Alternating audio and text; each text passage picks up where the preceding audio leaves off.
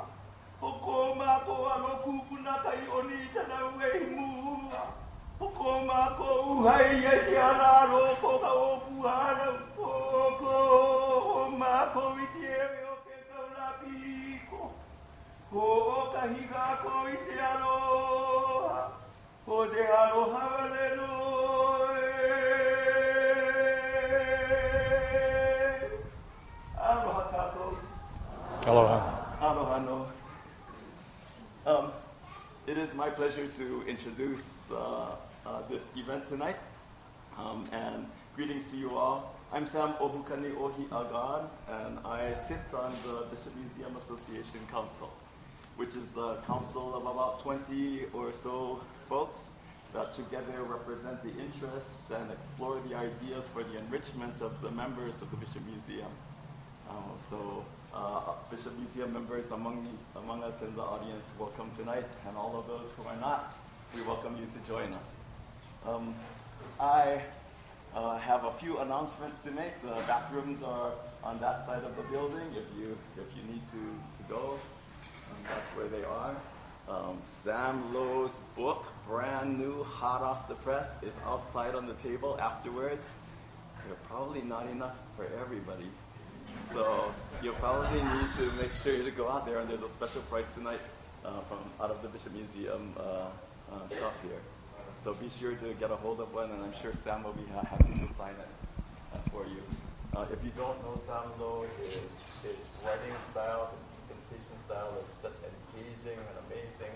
It's a documentation of history, and tonight he'll be telling us a little bit about that history, the sparkling of the wave that was the Hawaiian Renaissance of the 70s. I was a young man there and of malleable mind, and I have to say that the voyage to Tahiti, that very first one, and Hokulea, were amazingly inspiring to me. I probably would not have pursued many of the things that I have pursued if it was not for that event. And so to have Sam here and speak on that subject is kind of a circle of sorts. In 1998, I had the honor to be on Rapa Nui with Nainoa and with Sam and others as they prepared themselves for that voyage from Hawaii, Tahiti, and to Rapa Nui, that tiny Lanai-sized speck in the middle of the ocean that they found miraculously, it seemed, on the very day that they could possibly first see Rapa Nui. There it was on the horizon. So when we were preparing for that, though, is when I had my first opportunity to meet Sam and to sit and to talk with him about the history of Hokulea and Polynesian voyaging and the role that it played in just the upwelling of Hawaiian culture today. But now I get to read. Sam Low earned his Ph.D. from Harvard in anthropology in 1975. And in 1983, after traveling throughout Polynesia, he produced his award-winning film, The Navigators, Pathfinders of the Pacific, which told the story of Polynesian settlements of the Pacific on PBS and internationally on television venues throughout the world. He has sailed aboard Hokulea on 3 different voyages and is the author of Hawaiki Rising, Hokulea, Nainoa Thompson, and the Hawaiian Renaissance. And so without further ado, Sam.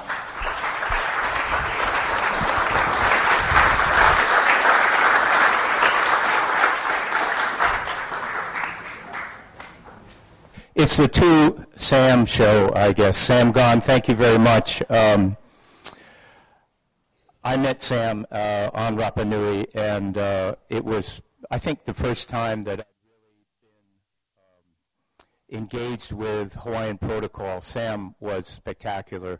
Every site that they went to with kids from Kamehameha, they performed the appropriate chant, the appropriate greeting.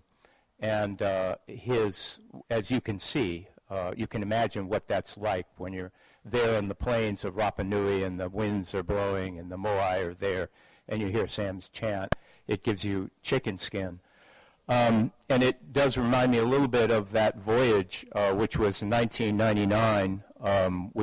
We sailed from Mangareva to Rapa Nui, and it was considered one of the more difficult voyages because Rapa Nui is so small.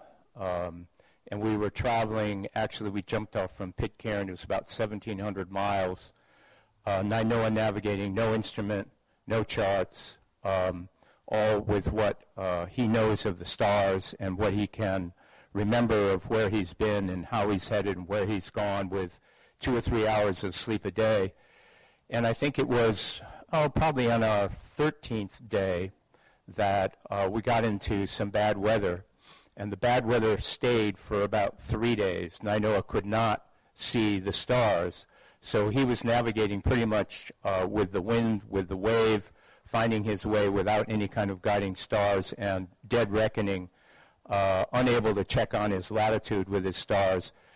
And I think it was probably the 17th day, it's getting a little fuzzy, he posted Max Yaro Amai up at the bow. Max is from the island of Ulithi, and he's got beautiful eyes, and he's used to seeing in that part of Micronesia these tiny little smudges on the horizon. And he said, look just off the starboard bow, I think that's where Rapa Nui will appear. I don't know when, could be an hour, could be, maybe it's going to take 10 hours. And about 5 hours later, Max yells, and there it was, right there. And that was my first real voyage with Nainoa. I made a voyage on an escort boat with Vicky and Randy in 1995. And then after that, I got to sail from, after the Rapa Nui trip, from Tahiti to Hawaii, and then from Chuuk to Satawal. So I was the documenter on these trips. I was a crew member, so I stood my watch, but it was my job to try and document what was going on. And I was constantly writing and scribbling, and the ink was running off the page. And at the end of these voyages, I had all this information, and so it kind of became clear that my kuleana was going to be not to just post these on a website, but to actually do a book. And so this is the result. This is my first book. I kind of can't believe it. It's actually done. Wouldn't be done now if Hokulea wasn't going around the world. I had to finish it quick. And thank you, Nainoa, for that. He wouldn't delay the voyage. I would be still writing because it was so much fun to write. The title of it, Hawaiki Rising, I published it myself, but I did have help from Island Heritage. They suggested that was a bad title because no one knew what Hawaiki was. And I said, no, that's the title. Because to me, it has so much kauna. To me, it means what you see from the deck of any kind of vessel approaching land. In logbooks, they would say, raised Honolulu, such and such a date. You see the island rising from the sea. To me, it also means the homeland. Hawaii is the homeland of all Polynesians. We're not sure where it is, but it is it draws us all together to tell us that we are all one culture. Hawaiki Rising also refers to the rising of the Hawaiian consciousness, the Hawaiian culture, which this book is about. And it refers to a dream that Eddie Aikau had to raise Tahiti from the sea, which I will tell you about as this goes on. So for all those reasons, it had this sensibility to me that I thought was right.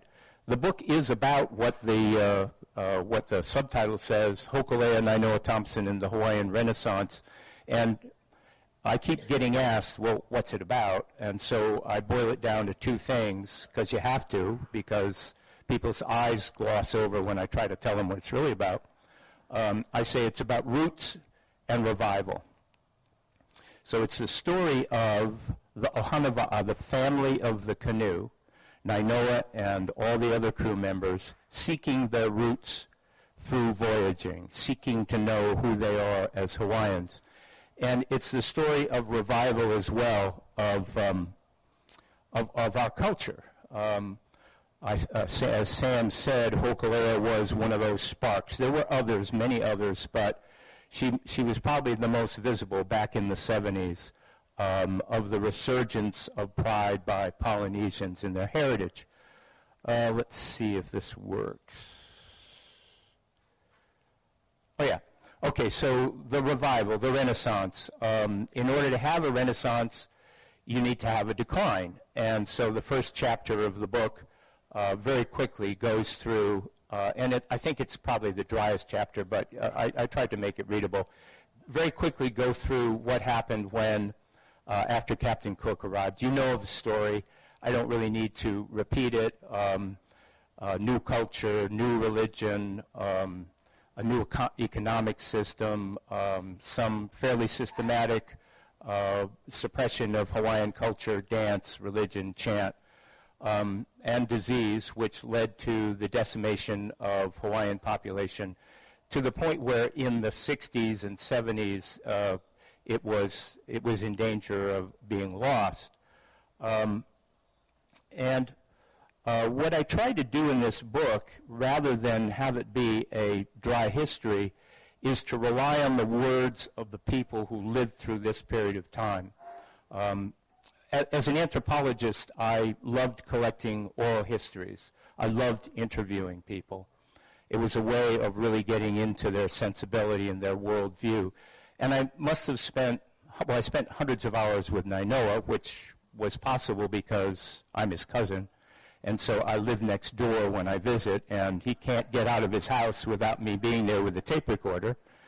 And he said, not now. Okay. Tomorrow? Yeah, tomorrow. No, not now, next day. Anyway, I got to spend a lot of time with him and with his father, Pinky. And then I went out and interviewed as many of the crew members of this period. The book takes us from 1973 to 1980. And so I want to read you from sort of Nainoa's sense, and there are other people that speak of it as well, of what it was like to be growing up in Hawaii at this time. I have to put this away so I can do it.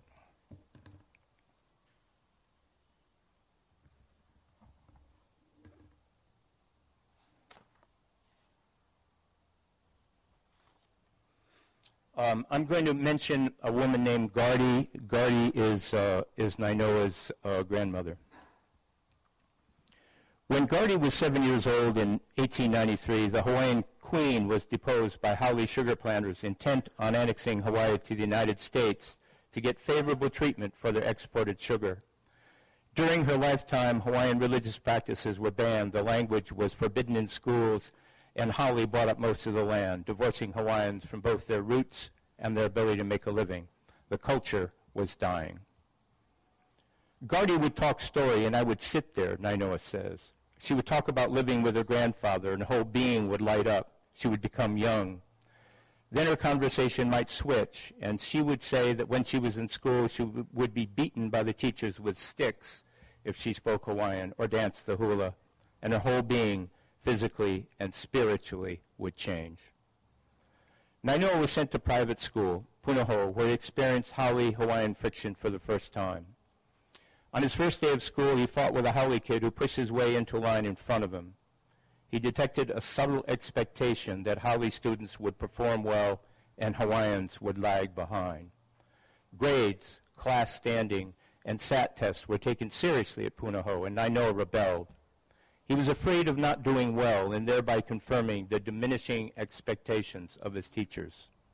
He didn't like competing against his friends. He considered it un-Hawaiian. The whole notion of achievement and success was defined by values that did not mean shit to me, he recalls. I did not care about being better than my friends, but the system did. Our society taught Native Hawaiians to be dumb, lazy, and unproductive. All the reasons are there. Just go back a couple of hundred years and look at what happened to Hawaiians. When I was growing up, our institutions, especially in education, they just did not care. Nainoa did poorly in social studies and English, but he excelled in math and science. He was good at recognizing spatial relationships. Playing football, he knew intuitively where each player was on the field and made quick judgments about where the ball was going and where he should be to make the tackle. Nainoa was always the smallest boy in the football team. When he tried out for Papa Werner football, he put fishing weights in his pockets, ate bananas, and drank water to make the 85-pound minimum weight.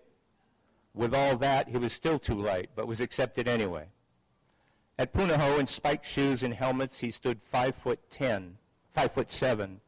The other players towered over him. He was among the last to make the team as a freshman, but by his senior year, he was captain because, as he admits, it was inspiring how much I could beat up on myself. I played defense so I could go whack somebody. Pinky remembers games when he had to look away. Pinky is Nainoa's father. When he saw his boy rushing at a lumbering fullback. I had tremendous intensity as a kid, Nainoa says. I was angry, but anger is a powerful, driving emotion. When I played football, I released all that anger. Many times while growing up in the Niu Valley, Nainoa felt disoriented, vaguely uneasy. The feeling usually came at night, and when it was particularly bad, he would run a few miles through darkened streets to a cliff above the ocean. Behind him, Kulepeamoa Ridge rose up against the darkness. Beneath him, waves sucked at the polished lava. He felt their strength, heedless to his own turmoil. Then he dove straight out, reaching for the horizon, bending at the last second to release his anger and confusion in the sweeping swell. He stroked out. The bottom sloped away until he reached the curl at reef's end and was beyond it in the deep ocean. There were sharks in those waters, white-tipped sharks, tiger sharks, makos. You can't see anything under you, Nainoa remembers. I was swimming outside there in the deep. Swimming at night and cliff diving was all about the same damn thing. If I went to the cliff's edge, I had to dive, because if I walked away from it, I was a coward. I was trying to understand my place in the larger society, where Hawaiians were considered second-rate. I had a tough time dealing with that. The ocean gave me peace. I was uncomfortable with who I was in that society, so the ocean was my special place where I could be by myself. It wasn't just the ocean, it was being alone. That's when I was really happy.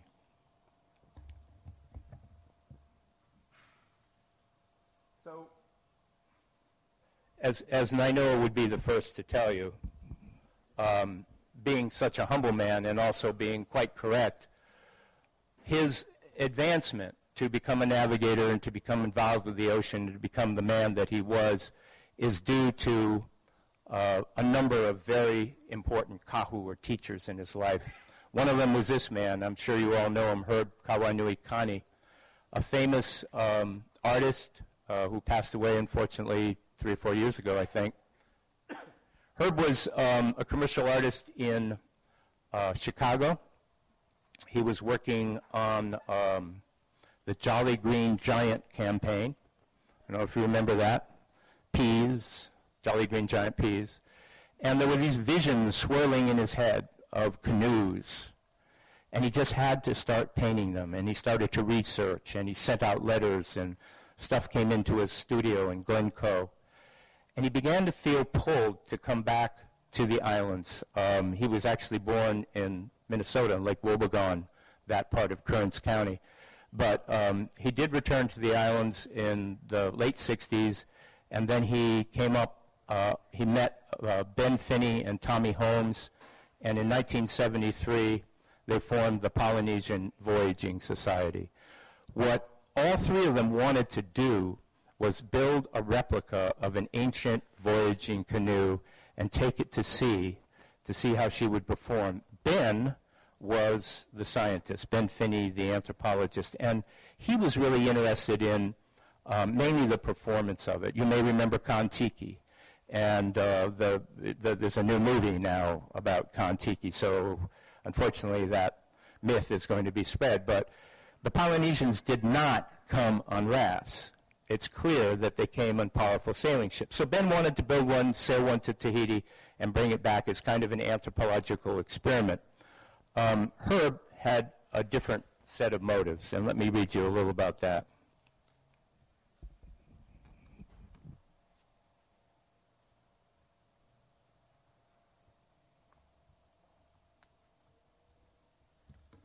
This is Herb Connie talking.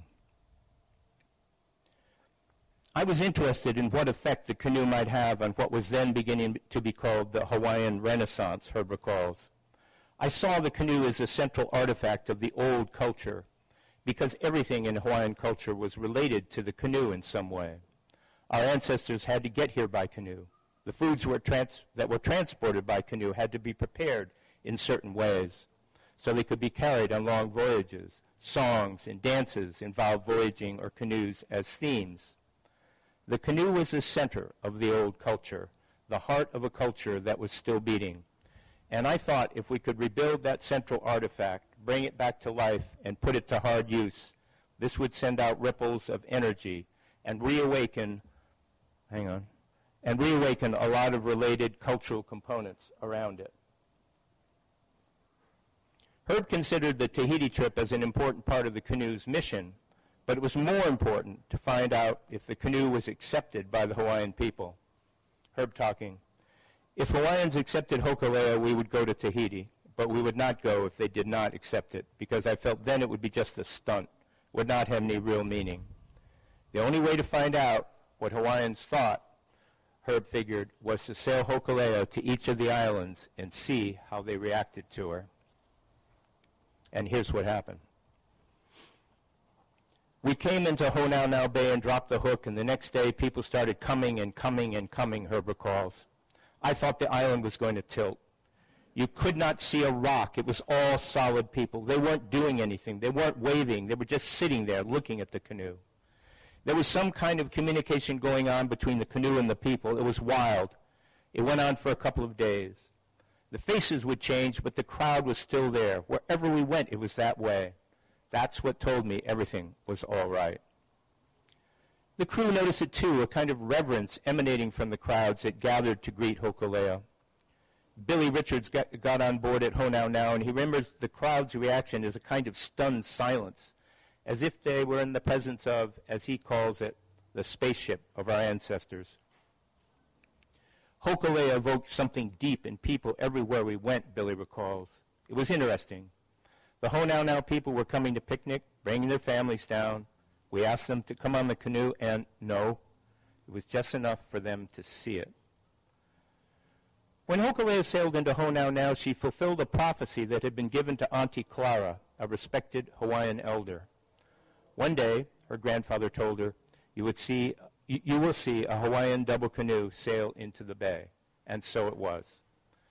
Every day during the canoe's visit to Honaunau, Auntie Clara showed up with Boy, her pet pig, to sit on the same rock and gaze out at the canoe. Auntie Clara was one of the local fixtures at Honaunau, Herb remembers. She was stunned. She was excited. She must sail with us. I wasn't prepared to take an 80-year-old woman on board, but she was not to be denied. So when we sailed up along the coast to Kailua Kona, she went with us, and she kept up a historical commentary all the way, pointing out different things along the shore. The canoe arrived in Kailua on the morning of a big canoe race. We were coming around the point by Kamakahono, John Cruz remembers, and everybody just stopped racing.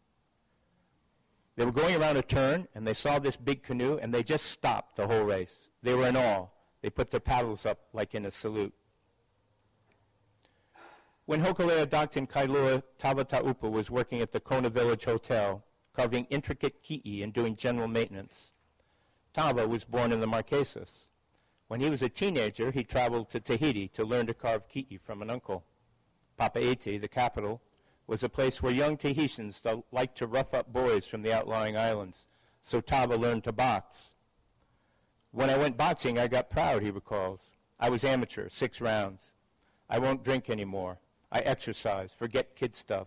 No more smoking cigarettes. What Tava doesn't say is that he boxed so well he earned the title of heavyweight champion of French Polynesia.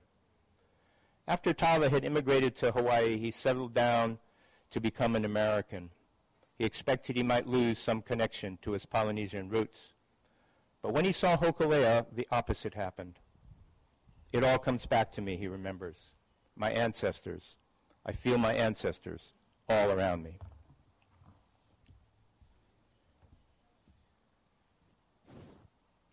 So Herb was very important to Nainoa in more ways than just the presentation of Hokulea.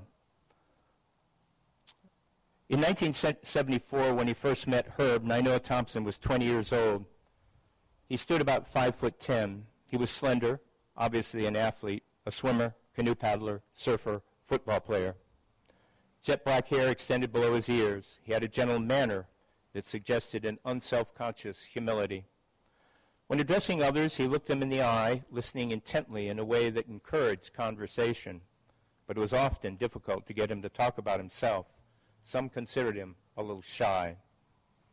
One evening, Herb invited Nainoa and some others to its house for dinner. Herb's living room was piled with books about Polynesian history, canoes, and navigation, and his stories of the ancient navigators who had discovered Hawaii. After dinner, Herb took his visitors out onto the terrace and pointed to the stars that guided their ancestors to the islands. He was the first person to introduce me to the heavens, Nainoa recalls. I was fascinated that the stars had a pattern and that you could use them to guide you on the ocean. All of a sudden, I realized that our ancestry is tied to the heavens and the ocean. My whole world as a Hawaiian became immense, timeless, without measurable distance. My interest in navigation and my ancestral history started right there at that very moment.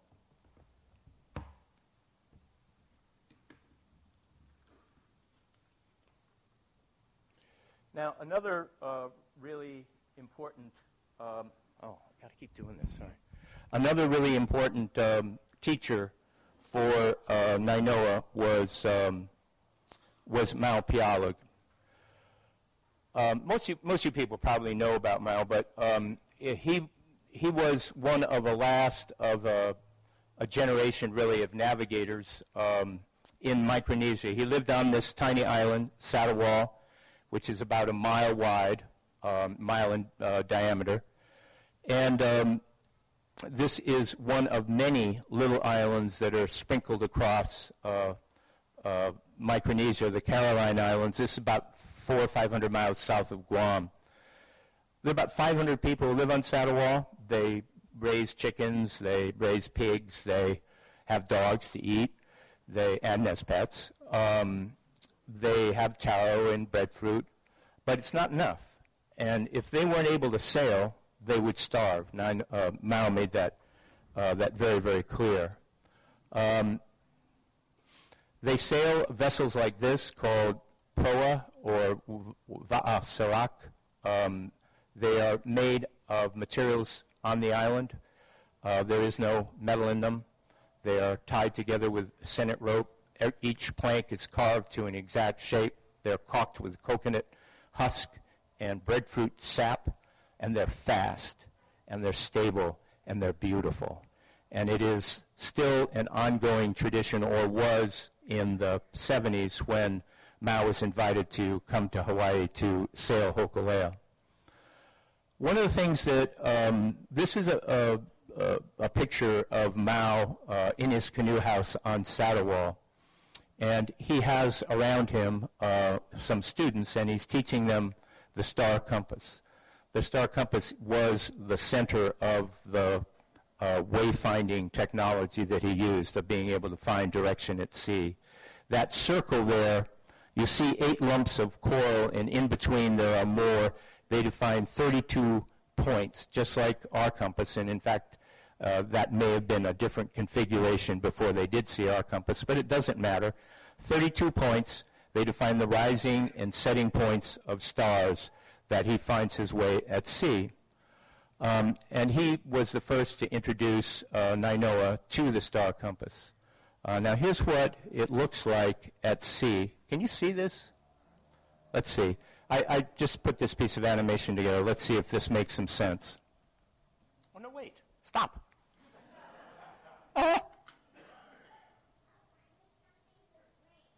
Okay, let's see if this works. I'm trying to put you on a canoe heading east. So that's the basic technology of the star compass.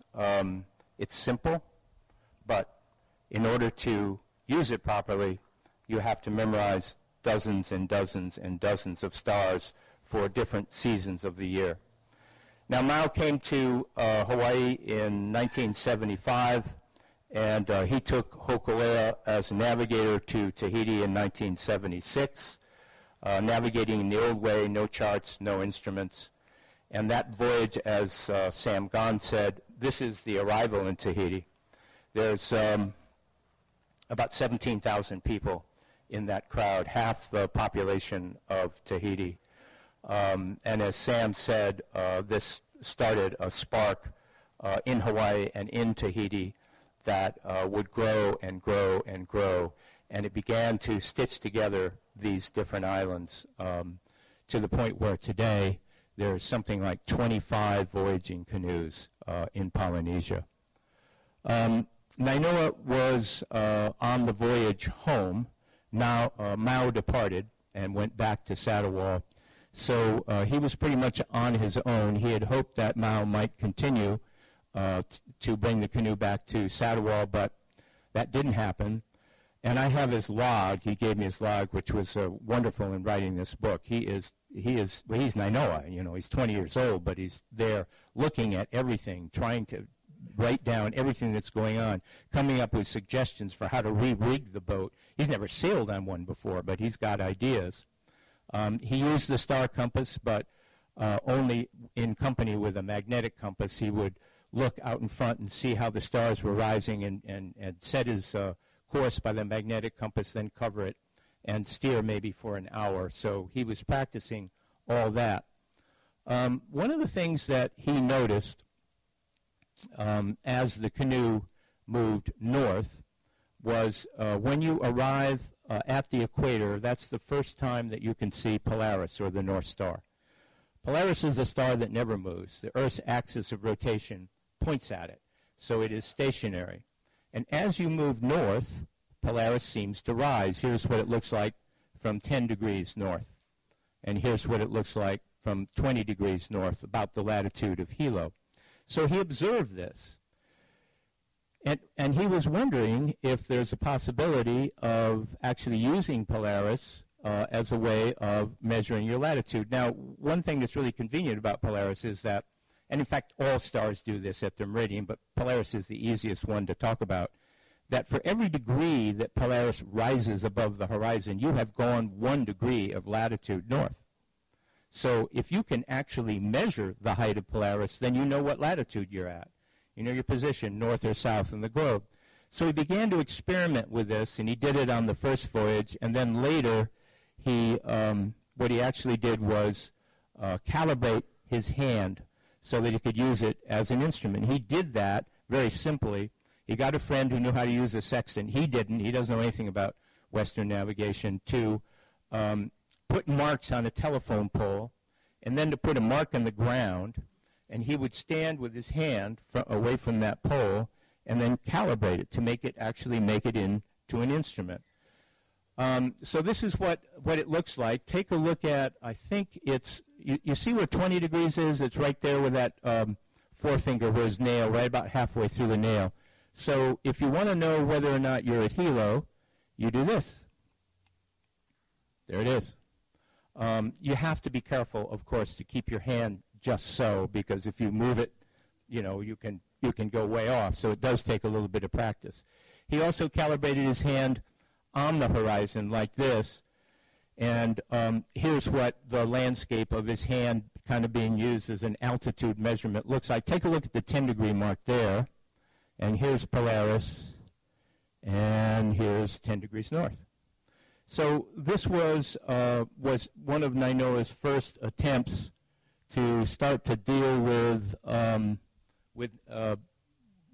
non-instrument navigation. He was pretty much doing this himself. Mao was not around.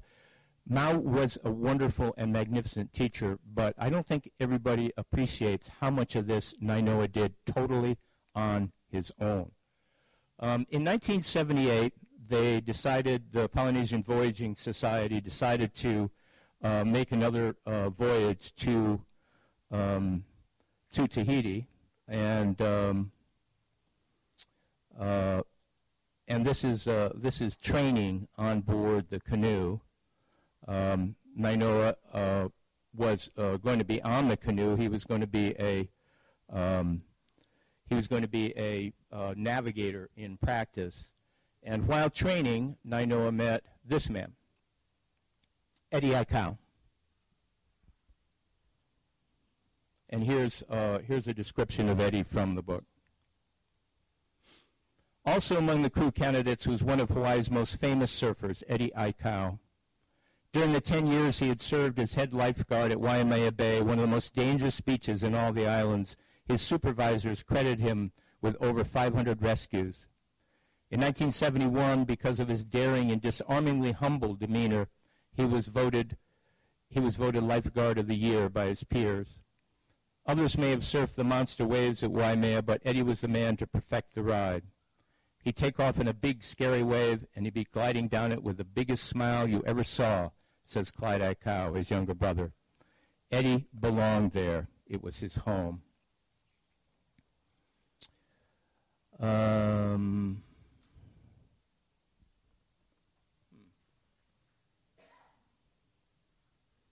Well, I seem to not have the passage that I was going to read, but that's okay. It was a story that Chad Babian, who is a member of the Hokulea crew and lives over in the Big Island and started his own school of learning.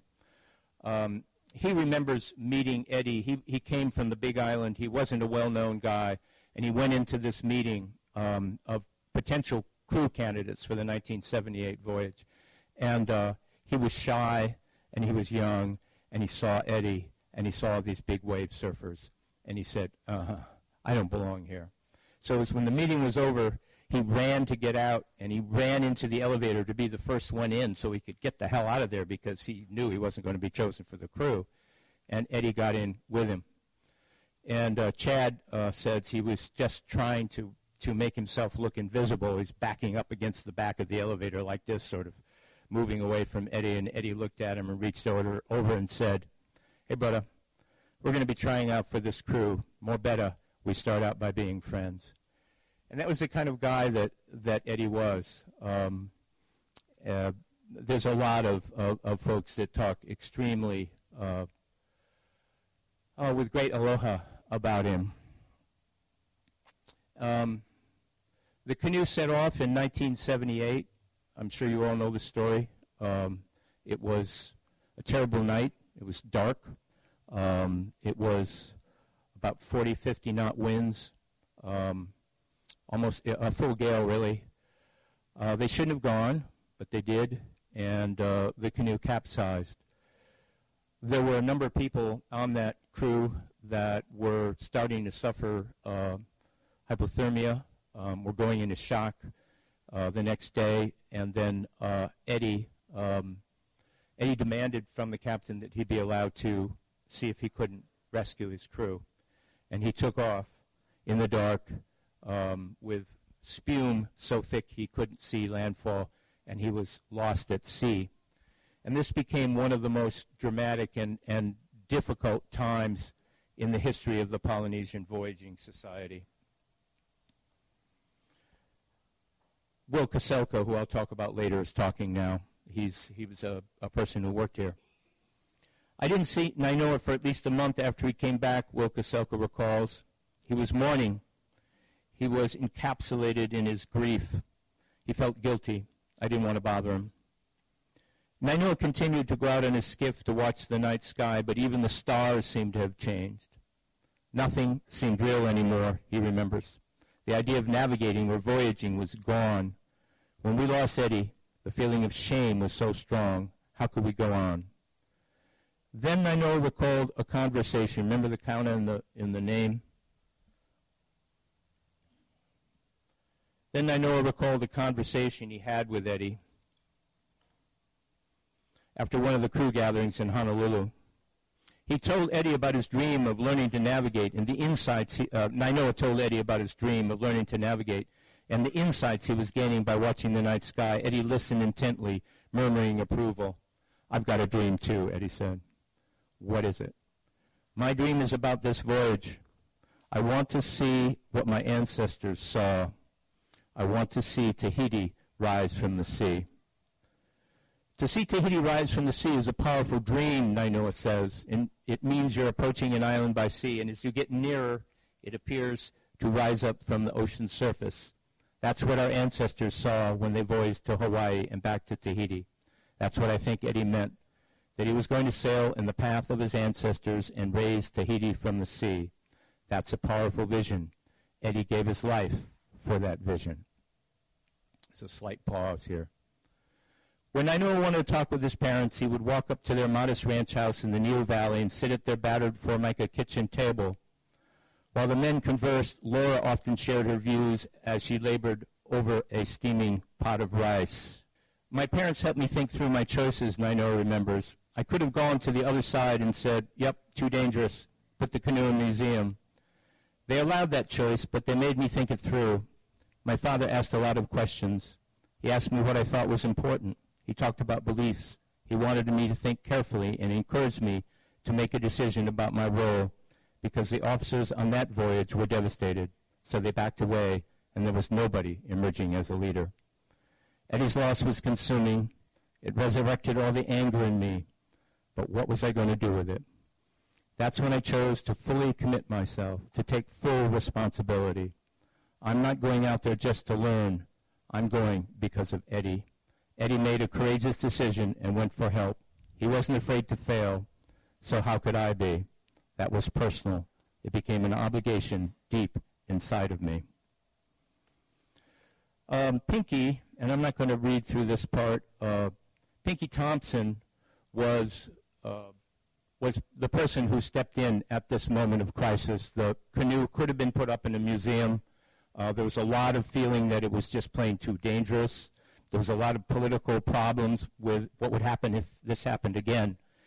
Pinky took over the leadership of the Polynesian Voyaging Society, and he made sure that that they would not leave unless they were ready. He set a plan. He set a 2-year plan of training, and he imbued a set of values to the Voyaging Society that sustained them, and he told them, you're not sailing for yourselves, and you're not just sailing for your culture, you're sailing for the children of these islands.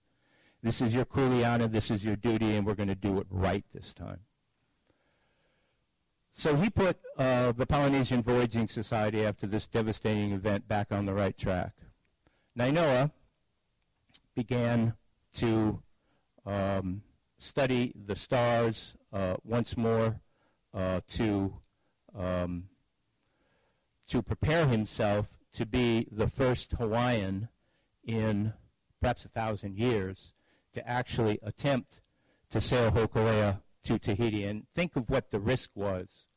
Think of not the risk in terms of danger. Think of not the risk in terms of just plain failure, but for a Hawaiian to fail. Everybody's expecting them to fail. They failed already. They lost Eddie. The canoe turned over. This would be probably one of the most important voyages that could be made in the history of the developing Renaissance, and he was taking that on full tilt. He was taking full responsibility. He was going to learn to navigate, and he was going to take that canoe to Tahiti. Here's where another teacher came in, and this is a teacher with deep roots right here at this wonderful institution, a man named Will Koselka. Will was an author. He wrote North Star and Southern Cross. He wrote another book about legends, Polynesian legends associated with the stars. And Nainoa had this idea of forming a partnership with Will because Will had a miracle machine, the planetarium. And what Nainoa and Will decided to do was to accelerate their learning by making voyages in accelerated time. And over again, they voyaged from Hawaii to Tahiti, from Tahiti to Hawaii, and Nainoa would look at the stars in accelerated passage, looking for patterns. Now, he had no idea how to navigate in a Western sense, so he was thinking out of the box because he didn't have a box to think in. He was just looking holistically. He was looking for patterns. He was looking for something that might tell him where he was, and he began to find them. This is kind of a fun story, if I can find it here.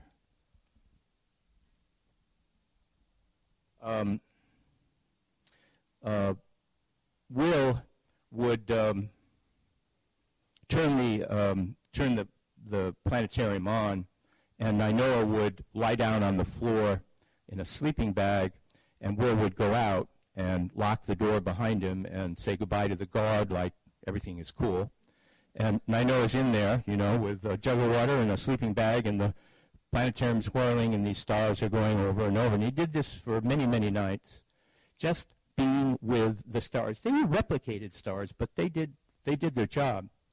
And they began to enter into Nainoa's unconscious to the extent that he had a dream one night. Late one night after a long session in the planetarium with Will Koselka, Nainoa returned to his little house in Kuli'o, which he now shared with a roommate, his old friend Mike Siasi. Mike was a superb athlete and had been invited to try out for the Kansas City Chiefs football team.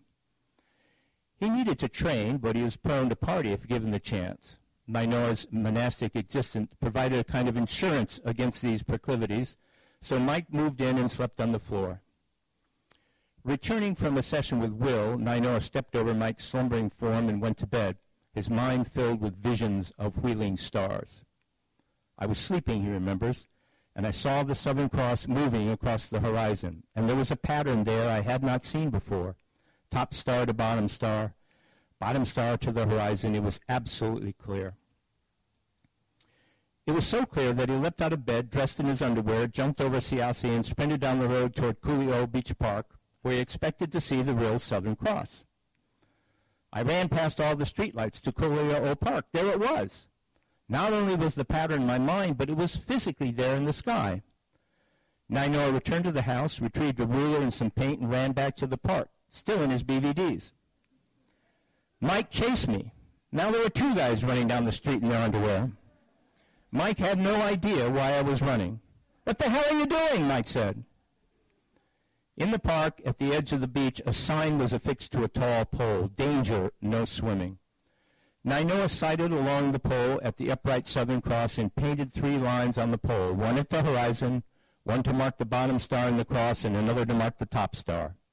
Then I took the ruler, and I measured the distance between them, and it was exact. That was it. So I called Will early in the morning. He said, "Come on over back to the planetarium," and there it was. So this is kind of an example of what Nainoa discovered just by looking. And this is what he saw.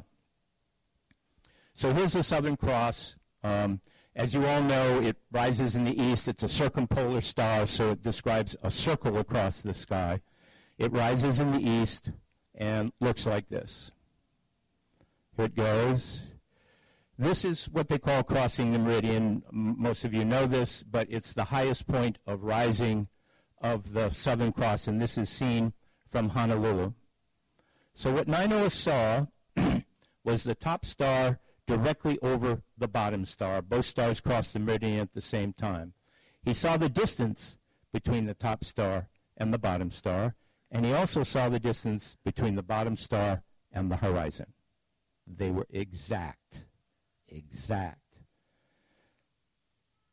That happens at 21 degrees north latitude. It only happens at 21 degrees north latitude anywhere on the world. So this was a discovery that, as far as I know, was unique to Nainoa. He made others which we don't have time to really talk about.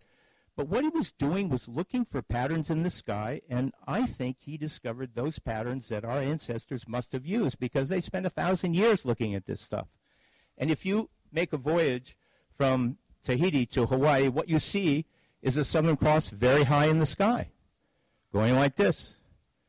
And you're voyaging for 20 days, 30 days, and as you do, it gets lower and lower and lower and lower until finally there is that proportion. That proportion says you are in the latitude. They wouldn't have thought of that. They might have thought of it as the place of Hawaii. Don't go any further north. Turn right or left, for God's sake.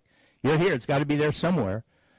But it's reasonable to assume that this was a really a unique observation that Nainoa made. There are a number of others of these. He and Will, traveling in compressed time, found probably somewhere around a dozen of them. Here's another one. This is Iota Carinae and Maya Placidus. This indicates you're at 9 degrees north. Here's another one. Menkent and Hadar crossing the meridian at the same time. If you see this, you are at 6 degrees north. Now, in his training, Nainoa asked Maopialig to return to Hawaii and to train with him.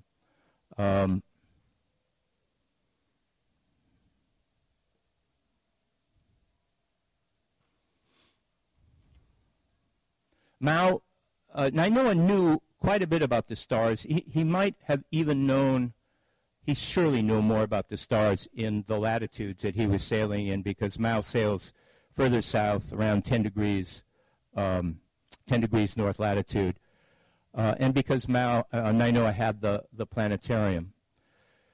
But Mao took him by the hand. Mao came here for 2 years, and he took him by the hand, and he took him out to the lookout, and they looked out at the rising and setting sun, and he taught him to find patterns in the sky that would teach him what the weather was going to be like. He took him out in Nainoa's little boat, and he taught him how to feel the waves. It's very easy to steer by swells when you have a northeast trade wind and you have these huge swells, but when the sea is calm and there are conflicting swells that have been stirred by evanescent little storms and these big storms, that's difficult. And Mao taught Nainoa that. Mao taught Nainoa, as Wilka Selka says, Nainoa knew a lot about navigating, a lot about the stars, but Nainoa taught him how to integrate all these things, how to dance. And so over a period of 2 years, Mao patiently led Nainoa to the ocean and conveyed this deep knowledge to him. So Nainoa is using 2 ways of learning. He's using this mentor, he's using this traditional way of learning, apprentice to master, and he's using science. He's also using trigonometry and other things I don't have time to talk to you about. But he's combining both sides of his brain. At first, Mao's way of teaching confused Nainoa. Many times aboard the small Rattan, which is the name of a kind of boat, they would sit quietly observing the ocean. Often Mao would say nothing. Sometimes he would ask Nainoa to point out the direction of swells, and when Nainoa had done this, Mao would just nod and indicate that it was time to return to shore. Gradually, Nainoa learned to look for Mao's approval in actions rather than words. I don't remember the exact moment, Nainoa says, but I remember sailing with him on training sails, and I could tell when he was confident I was learning. He was heavily scrutinizing my ability to navigate. I looked to see if he was relaxed or not relaxed. I looked for those signs all the time because I was trying to build my own confidence. During weekends on board the canoe off Waikiki, Mao assigned a star course and Nainoa would try to hold it, giving orders to his steersman as he would on the trip to Tahiti. Steer up. Good. Steer down. One clear evening in 1979, after a few hours of steering drill with the lights of Diamond Head a dim twinkle on the horizon, Mao announced that he was tired. Now I go to sleep, he told Nainoa. You follow the star path, Tanawolego, the rising Big Dipper. Then he descended from his perch on the port navigator's platform and disappeared into his puka.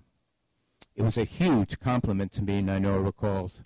I wanted to do well, but I was an over-anxious student. I wanted to try some different courses to feel what the wave patterns were like, how the canoe would move in the swells. I thought he wouldn't notice because he was sleeping in the hulls. Shortly after sunrise, Mao emerged from his puka. Nainoa, what star courses did you sail last night? He knew that I'd changed course, Nainoa recalls, and his voice sounded a little angry. And when I told him, he challenged me to make sure that I knew where we went. When I wake up, I ask him, what you do last night, Mao recalls. Then he tell me, this course, this one, this one.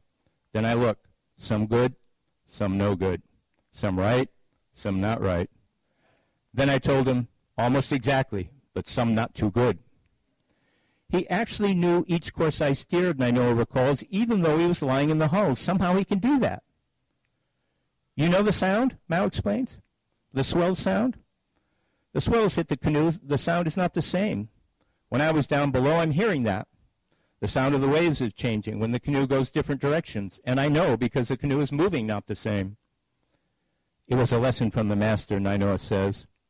He was telling me there's a deeper side to navigation than what I know, a learned mastery that I might never know. As the months until departure dwindled, Nainoa continued to study the swells and the stars, both on his small boat and the canoe. He also continued to study the demeanor of his master, seeking subtle clues of affirmation. Gradually, in the ancient way of Sadawal's Palu, Mao began to spend more time in his puka. The second time, Nainoa steer almost okay, Mao recalls. The third time was good.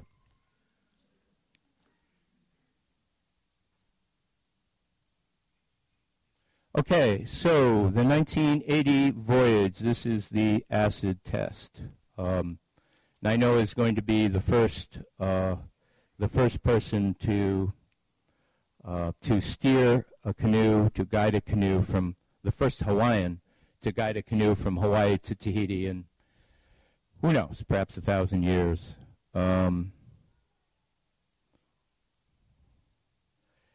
As I said, it's a very dangerous time for him.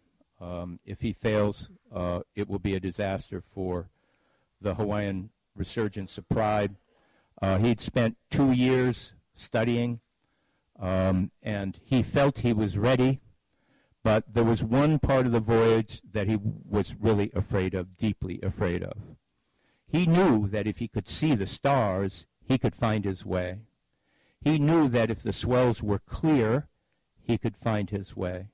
But there's a place on the globe where that sometimes becomes impossible, and that's the intertropical convergence zone, better known as the doldrums, usually starting somewhere around, it moves with the seasons, 8 degrees north, could continue for 400, 500, 600 miles, could be very thin, maybe only 50 or 60 miles.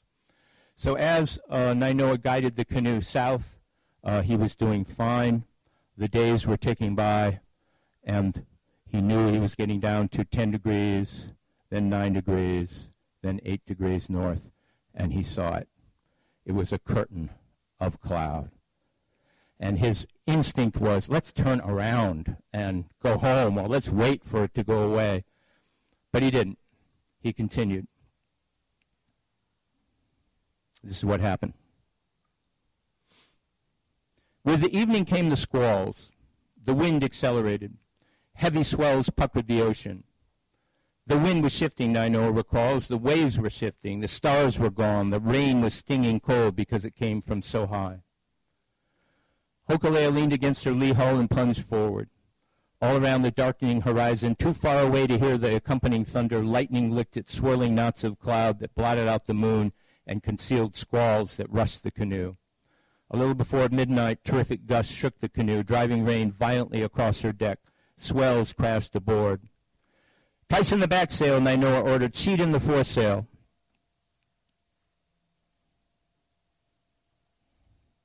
The canoe fell off the wind. Nainoa tried to steer by the big swell from the east that caused the port hull to lift first, then the starboard. The canoe proceeded due south under a starless sky. When we arrived in the doldrums, Nainoa recalls, the sky went black. It was solid rain. The wind was strong, and it was switching around. It was stronger in the squalls. We were moving fast. That's the worst thing that can happen. You're going fast, and you don't know where you're going. As the wind jarred around the compass, Nainoa lost all hope of steering by it. I couldn't tell the steersman where to steer. I was very, very tense. I knew that I had to avoid fatigue, so I couldn't allow myself to get physically tense, but I couldn't help it. I just couldn't stop myself. The wind backed around from south to west and continued backing. The seas mounted and clashed.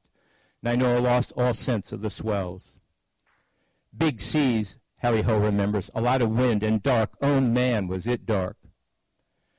I was watching Nainoa being so focused and so single-minded and so careful, says Marion Lyman Mercero. I mean, he had to. The responsibility, especially after Eddie, knowing that our lives were in his hands. When we were in the doldrums, Nainoa appeared to be very calm, at least outwardly, Buddy McGuire remembers. But Nainoa was far from calm. He was fighting off panic. All the normal steering clues were lost. The swirling wind was no help. The canoe pitched wildly without any detectable rhythm. Buddy struggled with the big sweep to hold the canoe on course. But what was the course? "Nainoa, where do you want me to go?" That single cry went right through me, Nainoa recalls. I had no answer. I was out of control. I had no idea what to do. I was mentally and physically exhausted. Remember, he's been staying awake for most of the time. Nainoa sleeps like 3 or 4 hours a day. I could barely hold myself up. I spread my legs. I grabbed the rail and I locked my elbows so I wouldn't fall down. I closed my eyes. I can't do this, I thought. This is finally it. I'm going to fail. Then something strange happened, Nainoa continues. I gave up fighting to find a clue and I settled down. Then a warmth came over me. I felt the moon on my right shoulder. All of a sudden, I knew where the moon was. I couldn't see the moon. It was so black, but I knew where it was. During the initial moments of Nainoa's confusion, the canoe had followed the swirling wind and was now headed north, back to Hilo. What happened next was clearly fixed in the memory of everyone on deck. The canoe got turned around, says Buddy. We couldn't see the stars. Nainoa ordered us to change direction. Then there was a break in the cloud. The moonlight shone through, and Nainoa used that to navigate, says Chad Babayan. I felt the moon before I saw it, says Nainoa. I had an image of the moon in my mind, so I knew where to go. I turned the canoe around and headed south. And then, just for a moment, there was a hole in the clouds, and the light of the moon shone through just where I expected it to be. I can't explain it, Nainoa continues. There was a connection between something in my abilities and in my senses that went beyond the analytical, beyond seeing with my eyes. It was something very deep inside. Before that happened, I relied on math and science because it was so much easier to understand things that way. I didn't know how to trust my instincts. My instincts were not trained enough to be trusted. That night, I learned there are levels of navigation that are realms of the spirit rather than spirit. Hawaiians call it na'au, knowing through your instincts, your feelings, rather than your mind or your intellect. It's like new doors of knowledge open, and you learn something new, but before the doors open, you don't even know that such knowledge exists. This thing has got a mind of its own. So it's Tikihau, and he landed in Tikihau, which was about 30 miles from where he actually thought he would end up when when he changed course. Landfall, first Hawaiian, 1,000 years. Professional seamen observe thousands of arrivals, and you might think the experience becomes mundane. But even the most jaded is drawn to the rail when the horizon is creased by the rumpled shape of land. For Hokulea's crew, there was something deeper, Hawaiki Rising. The navigator spun the aka cord over his head in the stars, and he threw out the magic fishhook, that's Maui's fishhook, says Sam Ka'ai, and pulled up an island. Chad Babayan sensed time racing backward. He relived ancestral voyages. He felt spirits joining him at the canoe's rail. My alma kua, he remembers, were with me. Sam raised his poo and blew a long, warbling note. He blew again and again. The last two notes rose in pitch and echoed back from the island. When the canoe capsized, my poo went into the depths of the third dimension, the moana, Sam remembers, the ocean. But it came back to me. It was blown when the canoe was launched and when she arrived in Tahiti on the first trip. Now she announced once again Hawaiki Rising, but this time, after so many centuries, the fisherman was Hawaiian. On this voyage, Maui's fishhook, that Scorpio, had risen 31 times from the sea to point the way south. Everyone knew this was Eddie's constellation. 6 of the crew had been aboard when Hokulea capsized, and many times during the voyage they had sensed Eddie's presence. But now his spirit seemed to walk among them. All of a sudden I had this flash of Eddie Aikau, Marion recalls. I saw his smiling face. I just imagined him running around on deck and asking Sam if he could blow the poo. There was celebration on the canoe, Nainoa says, but there was no high-fiving and jumping up and down. It was deeper than that. Mao said, "There's the island," and no one could see it. Then everyone began to see it, one at a time. We were excited to see the treetops, but once everyone saw the island, there was a kind of uncomfortable quietness about the crew. The men and women standing at Hokulea's rail had been raised in 2 seemingly irreconcilable worlds, Hawaiian and Haole. But Pinky Thompson had seen values that were shared by both: vision, discipline, preparation, planning, and the binding power of aloha. Having trained together and having endured the rigors of the voyage, this crew had joined across potential barriers of race, ethnicity, and income. The vision of an island rising from the distant horizon had united them. It was a powerful moment, but it was tinged with sadness. I felt hollow, Joanne remembers. We had joined together as a crew, and now soon we would all go our own ways. We might not even see each other again. It started to get into the evening, and it was very quiet. I watched Marion, who was silhouetted against the setting sun, and I thought, it's over. Everything is over.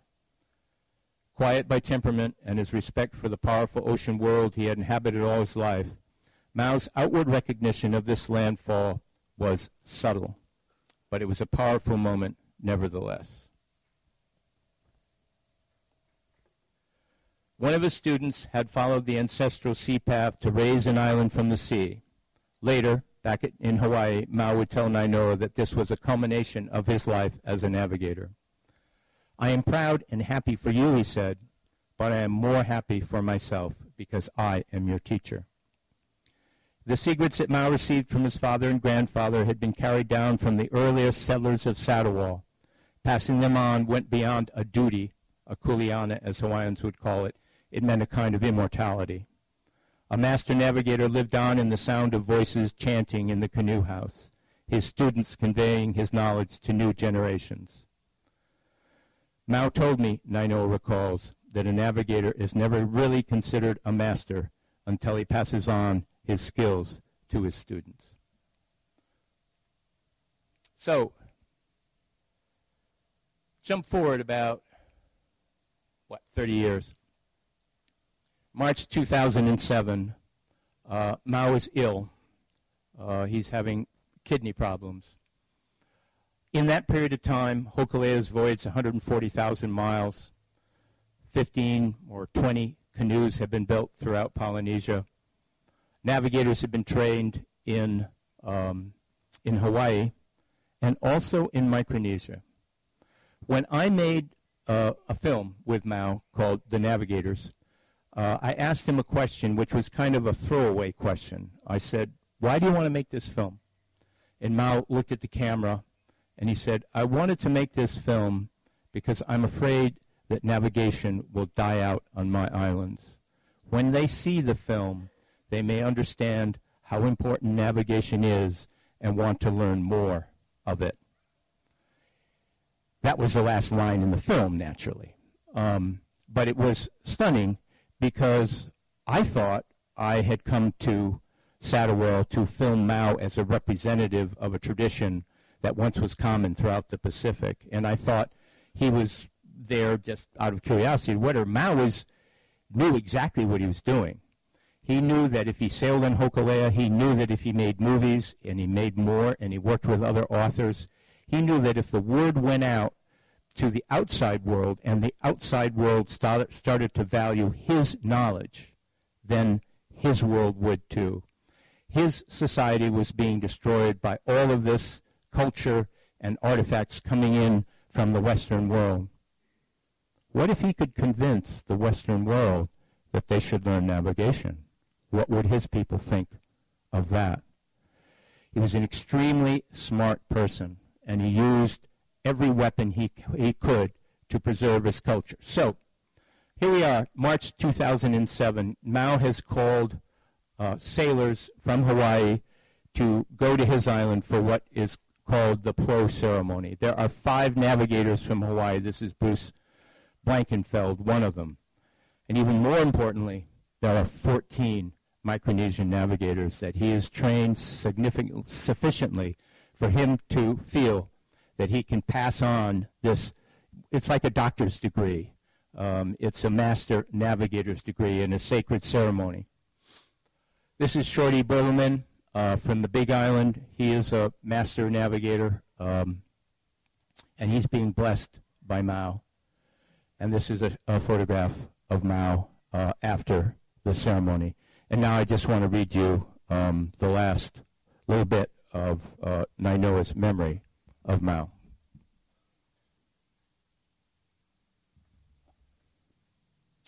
On Sunday, March 18th, after the post-ceremony was complete, the wind died and shifted easterly, casting the anchorage in a lee.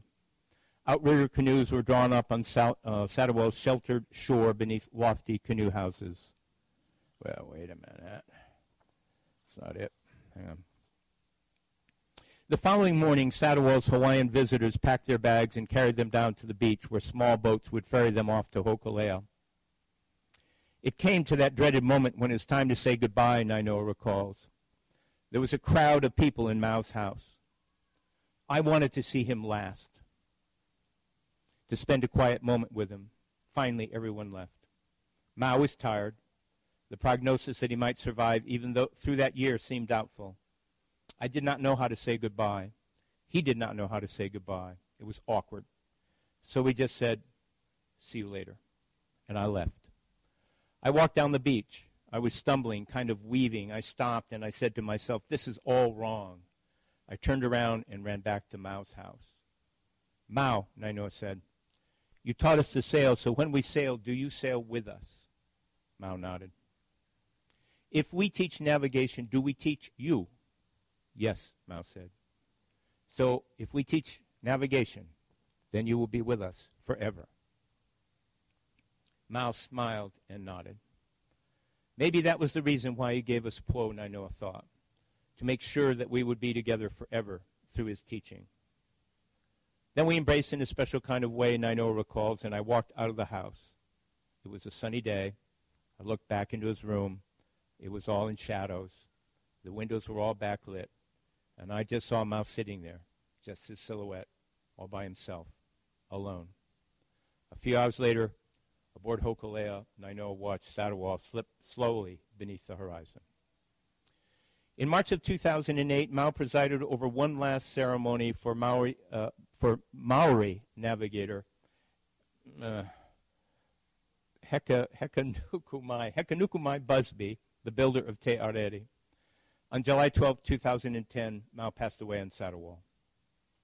All his life, Mao had struggled to spread the knowledge he inherited from his ancestors. Almost single-handedly, he reversed 2 centuries of cultural decline among Hawaiians, replacing it with a resurgent pride in their great seafaring heritage.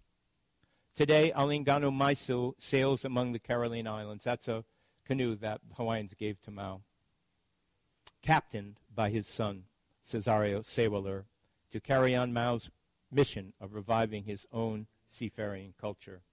And throughout the vast Pacific, canoes are being built and sailed by a revived nation of seafarers. The Saram, the powerful light that Mau Pialag first carried to Hawaii in 1973, will forever inspire the people of the Pacific and beyond to raise islands from the sea.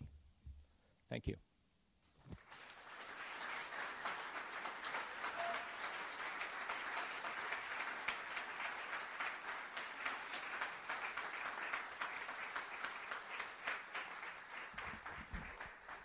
Does anybody have any questions? Yep.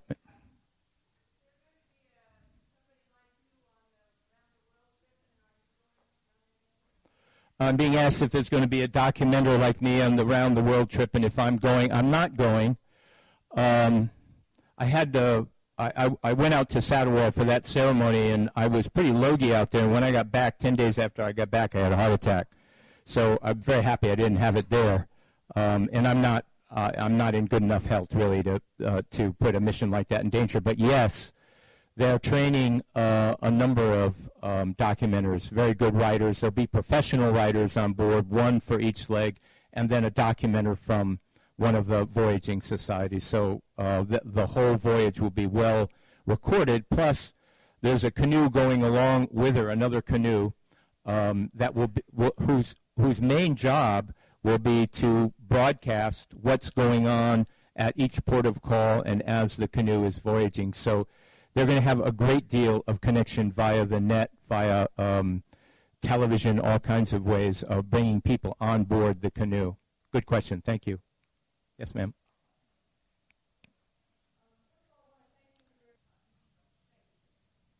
Thank you very much. Aloha. Wait, you don't get a question now.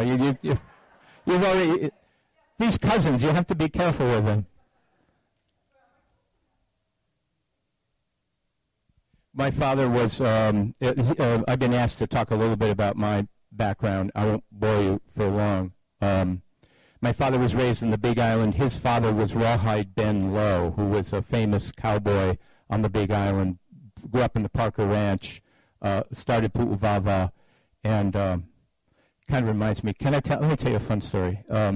So about 10 years ago, I was here, and I'm an anthropologist, so I'm curious about stuff, and there was a lot of very active sovereignty issues going on, and people were meeting under tents, and I was very interested, I still am, in the sovereignty issues and sovereignty movement.